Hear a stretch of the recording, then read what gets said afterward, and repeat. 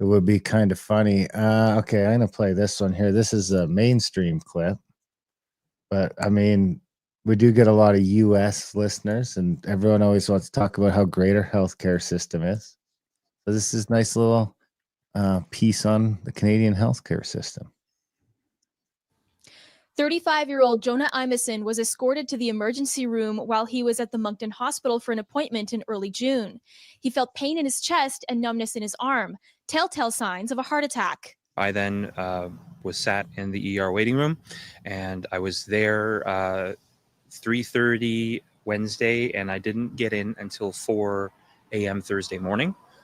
While I was there, I was showing other symptoms. I was sweating profusely, and I had to get up, and I think I threw up about 5 to 6 times while I was in the waiting room. He described the waiting.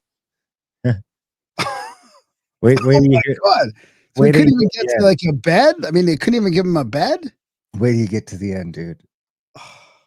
Room as being completely swamped with patients, saying there were very few chairs, which left him standing at many points. At midnight, he even considered walking down the street and calling an ambulance to see if that would fast-track things. After he was finally seen at 4 a.m., a doctor told him he had a heart attack. It was for sure terrifying finding that out.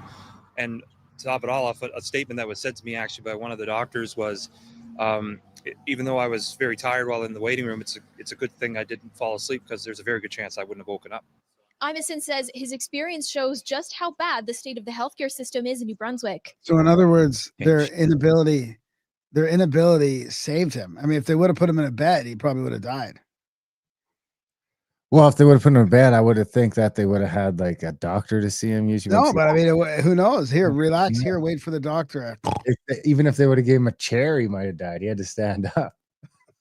You had to walk down the street, call an ambulance, try to get in the back door. Because otherwise, more people will die because they're not being appropriately taken care of. Whether it's on purpose or accident, doesn't matter. If people die, people die. In a statement, Horizon's VP of Clinical Operations said, patients presenting with chest pain or symptoms suggestive of a potential cardiac event deserve timely and immediate access to emergency medical care. This situation is deeply troubling and not reflective of the standards of care our teams strive to provide. He says they have initiated a review to ensure a similar incident doesn't happen in the future. Suzanne Lapointe, Global News, Moncton. I'm surprised Global, I mean, would even, I don't know, go that deep on that, because can you imagine it being that packed with people and that you're that far down on the list with a heart attack? Are you kidding? You think there's all what?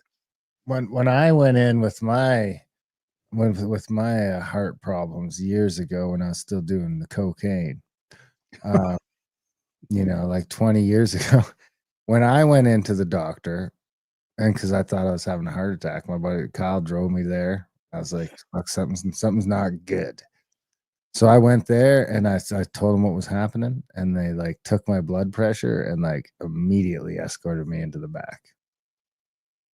So I assume that would have been standard, because there was a bunch of people there. I mean, not like it is today. Today it's crazy. So they used to at least sort of fast track you if you were having ticker problems. Well, and the waiting room probably wasn't filled with people with coughs and not feeling too good in their tummy, or I mean, whatever the reason why all these people are going to the emergency room.